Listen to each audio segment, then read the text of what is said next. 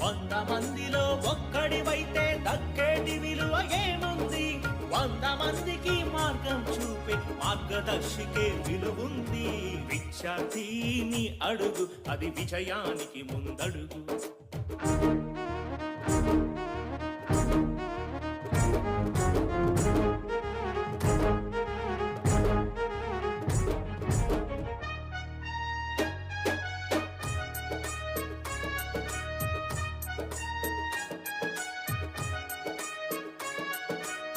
కన్నవాళ్ల కన్నుల నిండుగా కన్న కలలు పండించు. అన్నవై ఆత్మీయతను ఆడపడుచుకు అందించు. అమ్మలోని కమ్మదనాన్ని స్నేహితునికి అందించు.